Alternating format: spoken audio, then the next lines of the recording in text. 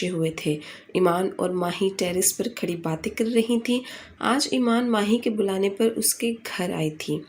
میرا بالکل بھی دل نہیں لگ رہا، میں کیا کروں، سارا دن بور ہوتی رہتی ہوں، کرنے کو کچھ بھی نہیں ہے، ماہی نے ایمان سے کہا۔ تم اپنے لیے کوئی مصروفیت ڈھونڈ لو یا کوئی کورس وغیرہ کر لو یا کوئی جاب کر لو، لیکن میرا جاب کا جو ایکسپیرینس رہا ہے اس کے بعد میں تمہیں جاب کرنے کا مشورہ ہرگز نہیں دوں گی، کیونکہ ہر جگہ اس شخص جیسے بھیڑیے بیٹھے ہوئے ہیں جن کی نظر میں عورت ذات ایک ٹیشو پیپر سے زیادہ اور کچھ بھی نہیں۔ ایمان بولی، تم بھول جاؤ اس واقعے کو، اب تمہاری شادی ہونے والی ہے اس کے ساتھ، تاریخ رکھی جا چکی ہے شادی کی، اور کچھ نہیں ہو سکتا۔ بہتر ہوگا کہ تم اپنا دل صاف کر دو، کیونکہ تمہارے پاس اس کے علاوہ اور کوئی آپشن نہیں ہے۔ اگر تم نے ایسا نہیں کیا تو تمہاری زندگی یقیناً اجیرن بن جائے گی۔ تمہارے دوست ہونے کے ناطے میں تمہیں یہی مشورہ دوں گی، ماہی نے کہا۔ ماہی اچانک ازمیر کی چیختی ہوئی آواز سنائی دی تو ماہی ایک دم سے اس کے پاس جانے لگی، ایمان سے معذرت کر کے۔ تم یہاں رکو، میں ذرا ازمیر کی بات سن کر آتی ہوں، ماہی کہتی ہوئی نیچے آئی۔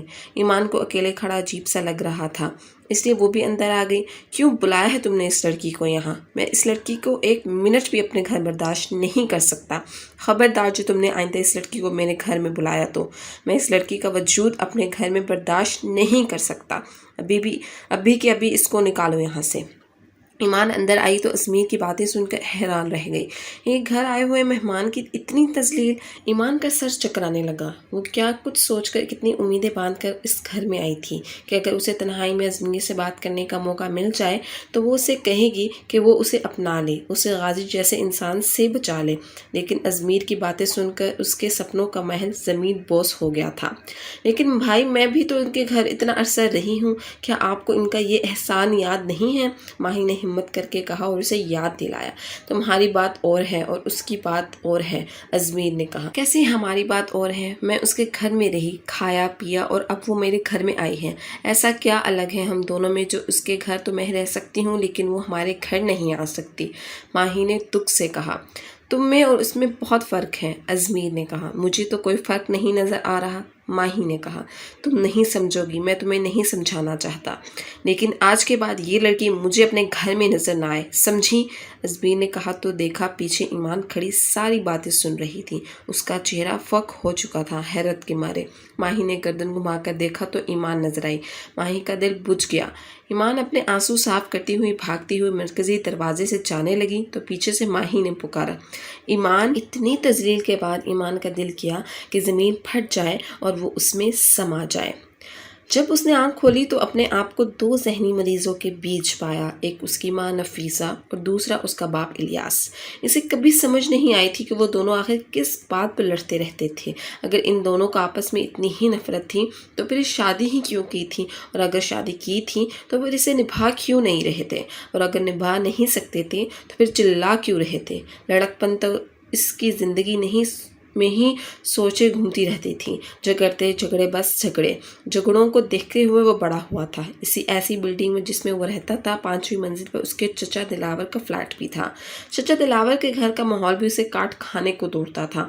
وہ دیکھتا تھا کہ ہر سال میں اس کی بیوی شائستہ ایک مردہ بچے کو جنم دیتی تھی۔ نہ جانے کتنے سال اس نے دلاور اور شائستہ کو روتے ہوئے دیکھا تھا۔ اس کی تمام تر ہمدردیاں ان دونوں کے ساتھ تھیں۔ پھر اس نے دیکھا کہ ایک دن ایک زندہ بچی پیدا ہوئی، لیکن وہ دیکھ کر حیران ہو گیا تھا کہ بجائے شائستہ خوش ہوتی، بچی کی پیدائش پر وہ رو رو کر نڈھال ہو گئی تھی۔ وہ خوشی خوشی شائستہ کے پاس گیا تو دیکھا کہ شائستہ معصوم سی بچی کو منحوس کہہ رہی ہے۔ شائستہ کو وہ بچی پسند نہیں تھی، لیکن اسے وہ بچی بہت پسند آ گئی تھی۔ اب وہ جیسے ہی اسکول سے واپس آتا 3ری منزل پر اپنے فلیٹ کی جانب بڑھنے کے بجائے سیدھا بھاگتا ہوا 5ویں منزل پر صرف اور صرف مینو سے ملنے کے لیے جاتا تھا۔ اسے مینو بہت اچھی لگتی تھی اور اسے سوگوار زندگی میں مینو کی آمد کسی عید سے کم نہیں تھی۔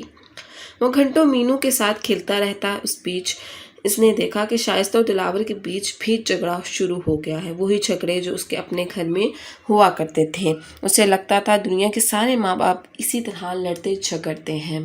اسے نہ شائستہ سے مطلب تھا نہ دلاور سے، اسے تو مینو پیاری تھی۔ وہ خود بھی چھوٹا سا بچہ ہی تھا اور اسے چھوٹی ہی بچی بہت پسند تھی۔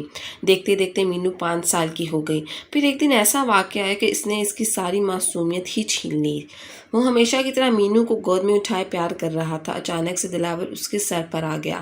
دلاور نے چیخ چیخ کر شائستہ کو بلایا اور وہ دوڑتی ہوئی آئی۔ تم کیوں میری بچی کو اس کے ہاتھ میں دے دیتی ہو؟ مجھے بالکل بھی نہیں پسند ہے کہ میری بیٹی کو اس طرح ہاتھ لگائے۔ دلاور نے شائستہ پر غصہ کرتے ہوئے کہا تو شائستہ بولی، تو کیا ہوا، ازمیر بھی تو بچہ ہی ہے۔ شائستہ نے کہا تو دلاور پھر سے چیخ پڑا، بچہ نہیں ہے، یہ پورے 12 سال کا ہو گیا ہے، مجھے اس عمر کے لڑکوں پر بھروسہ نہیں ہے۔ دلاور نے کہا تو شائستہ حیران ہو کر رہ گئی، اور تم خبردار، جو میں آئندہ میری بچی کو بھی ہاتھ لگایا تو نکل جاؤ میرے گھر سے، تمہاری نیت میں کھوٹ ہے، سمجھتا ہوں میں کس مقصد کے لیے تم مینو کو اٹھاتے ہو، گھٹیا انسان، نکل جاؤ میرے گھر سے۔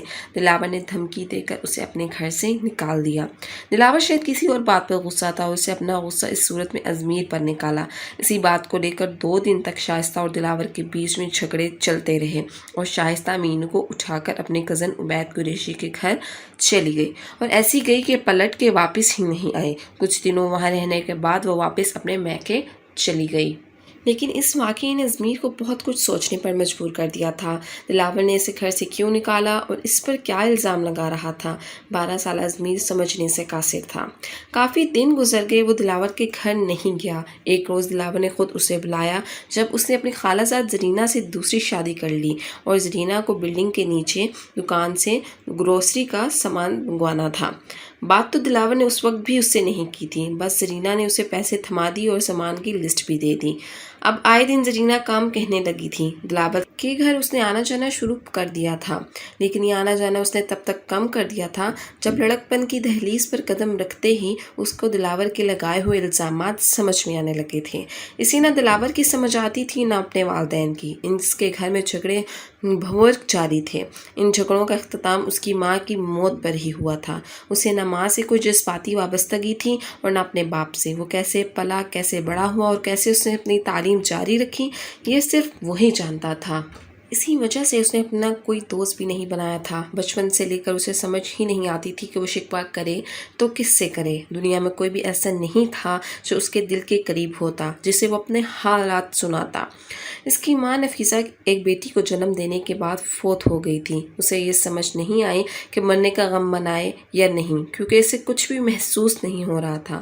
پھر تیسرے دن اسے احساس ہوا کہ اس کا بہت بڑا نقصان ہو گیا، اور تیسرے دن وہ اپنی ماں کی قبر پر گیا اور دھاڑیں مار مار کر رونے لگا۔ لیکن اس کی ماں اسے منی تحفے میں دے کر گئی تھی۔ اس کو منی مل گئی جیسے ساری دنیا مل گئی۔ منی کا نام رکھنے کا کسی کو خیال ہی نہیں آیا تھا، اس نے خود ہی اس کا نام ماہی رکھ دیا تھا۔ ماہی اس کے کلاس میں پڑھنے والی ایک بچی کا نام تھا۔ اس کے ذہن میں یہی نام آیا، اس لیے اس نے یہی نام رکھ دیا۔ جیسے ہی اس نے منی کو اپنے گود میں اٹھایا، اسے محسوس ہوا کہ اسے زندگی کا ایک مقصد مل گیا ہے۔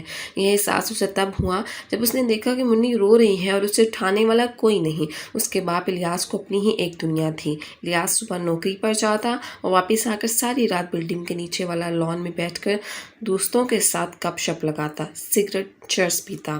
گھر میں کیا ہو رہا ہے کیا نہیں، الیاس کو اس سے کوئی سروکار نہیں تھا۔ نفیسہ کی تدفین، کفن، دفن سارا اس کے میکے والوں نے کیا تھا۔ الیاس کو اس کی زندگی اور موت میں بھی کوئی دلچسپی نہیں تھی۔ اس کے ننہال والے منی کو لینے آئے تو وہ پھر بھر گیا۔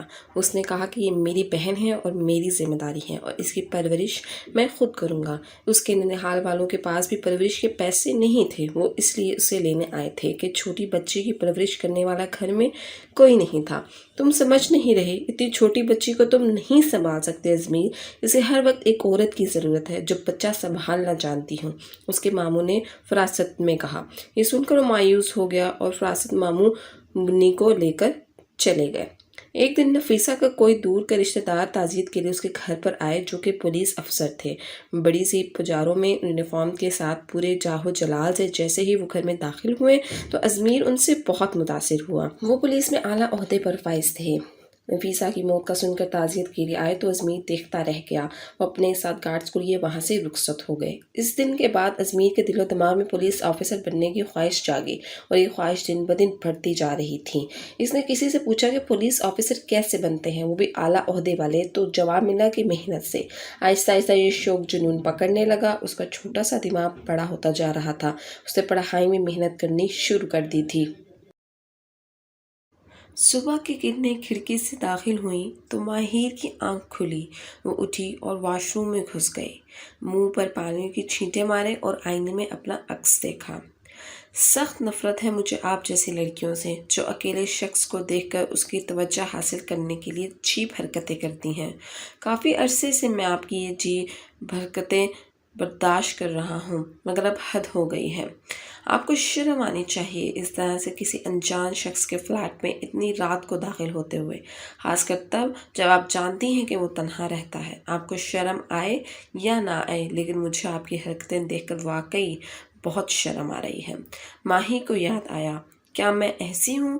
کیسے سوچ لیا اس نے کہ میں ایسی ہوں؟ کیسے سوچ سکتا ہے وہ؟ ماہی کے آنسو چھلک پڑے۔ رونا نہیں ہے تم نے، تم مضبوط ہو۔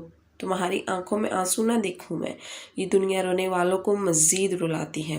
دل کو پتھر کر لو۔ ازمیر کی آواز اس کے آنکھوں میں گونجنے لگی۔ تم کیا سمجھتے ہو ازمیر؟ تم نے مجھے مضبوط بنا دیا، دیکھ لو آج کتنا ٹوٹ گئی ہوں میں۔ توڑ دیا اس شخص نے، اس کے الفاظوں کی نشتر نے مجھے آج۔ ماہی وہاں آئینے کے سامنے کھڑی پھوٹ پھوٹ کر خوب رونے لگی۔ جب خوب رو لیا تو پھر منہ دھو کر باہر نکلی۔ اس نے سوچا زرینہ کو فون کر لے، مگر موبائل کہیں نہیں ملا۔